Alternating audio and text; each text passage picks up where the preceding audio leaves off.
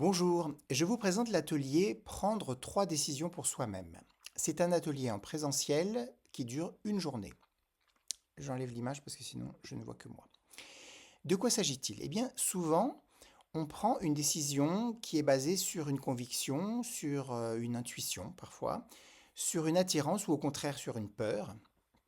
Et je vous propose autre chose. C'est d'apprendre à décider euh, par une certitude qui est enracinée dans une sensation très profonde. Donc apprendre un processus qui mène à ce genre de certitude. À la fin de la journée, tout le monde repart avec ses 3 décisions en poche et sa certitude, sa conviction très très forte que c'est la chose à faire. C'est pas forcément la chose qu'on aurait choisie, celle qui nous plaît comme ça quand on en parle, mais c'est celle pour laquelle on se dit en fait c'est ça et c'est pas autre chose. D'ordinaire, on a deux principaux modes de décision.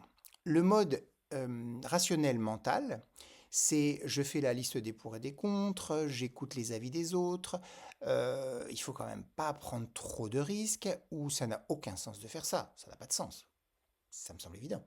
Ou alors une façon qui est plus émotionnelle et sentimentale, à savoir oui, mais ce truc, en fait, je le sens, quoi. C'est comme ça me fait vibrer. J'ai toujours rêvé de faire ça. Et là, ce serait comme un rêve qui se matérialiserait. Ou je veux aller habiter dans cette ville parce que ma grand-mère y est née, ou ce genre de choses. Voilà. Eh bien, moi, je vous propose une troisième façon de décider, que j'ai appelée énergétique kinesthésique. De quoi s'agit-il? Si on simplifie, on ne décide pas avec la partie haute du corps énergétique, ni avec donc émotionnel, rationnel mental, ni avec la partie médiane, émotionnelle sentimentale, mais avec la partie basse du corps. C'est ce qui nous fait dire que notre corps veut aller là. Et c'est là qu'on va. Et ce ne sera pas ailleurs. Oui, j'aurais pu penser que, mais non, en fait, c'est là. Si vraiment je suis honnête, c'est là que je vais. Alors, comment ça se passe plus concrètement? C'est pour un groupe de 6 personnes, parce qu'il y a un accompagnement personnalisé. Je guide le groupe évidemment, mais je sais où chacun en est dans sa prise de décision, dans son avancement dans la journée. Nous prenons le temps de visiter très confortablement, très longuement, très en détente, 4 chakras. Les 4 chakras du bas, alors les 3 principaux du bas, à savoir troisième, deuxième et premier, jaune, orange et rouge, et aussi un chakra qui est plus bas que le rouge, qui n'est pas toujours connu, le chakra Bordeaux. Nous prenons au moins 1 heure par chakra. Pour ça, les outils sont des bols tibétains, bols de cristal, des couleurs, des pierres aussi, des méditations guidées, etc. Pour ça, il y a des tas de choses pour lesquelles je vous guide. Et je suis votre avancement dans ces explorations. On a tous des chakras plus confortables que d'autres. Il y en a qui auront du mal à aller dans le orange, d'autres qui auront du mal à aller dans le rouge peut-être au début. Mais au final, tout le monde aura visité de façon confortable ces 4 espaces, ces 4 fréquences, et on pourrait presque dire ces 4 espaces de décision. Vous allez voir pourquoi. Une fois qu'on a fait ça, et ça prend environ 2 tiers de la journée, vous exposez vos problématiques. Alors quand je dis vous exposez, vous ne les exposez pas devant le groupe, mais vous les mettez au clair pour vous-même sur une feuille. Est-ce que je déménage, oui ou non? Est-ce que, est-ce que je change de boulot, oui ou non? Est-ce que Émilie quitte Albert ou est-ce que Émilie reste avec Albert? Ce genre de choses. Il faut que les choix soient exprimables de façon simple en 2 possibilités. Quand vous les mettez au clair, vous leur donnez des noms, choix A, choix B, c'est aussi simple que ça, donc vous n'avez pas à les dévoiler devant le groupe. Et pour le choix A de la première question, je vous guide pour parcourir à nouveau les 4 chakras dont je vous ai parlé, et pour sentir comment cette option, l'option A, fait résonner votre troisième chakra. Est-ce que j'ai une énergie pour agir dans ce cas? Est-ce que mon territoire personnel est respecté? Est-ce que je sais m'affirmer? Première chose. On descend, chakra orange. Est-ce que j'ai du plaisir? Est-ce que mon corps est content, tout simplement? Est-ce que j'ai de la joie? Est-ce que ça stimule ma créativité? Ça va me donner peut-être d'autres idées, d'autres envies.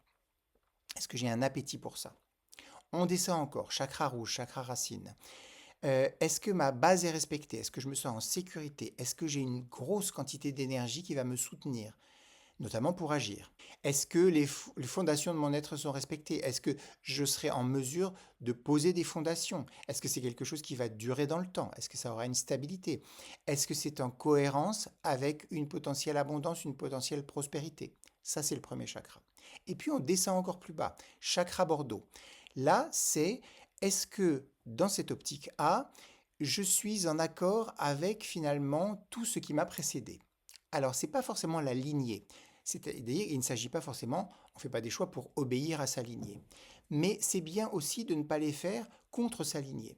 Et c'est-à-dire, ça permet de sentir si on fait le choix pour soi-même ou au contraire en subissant un poids de la lignée.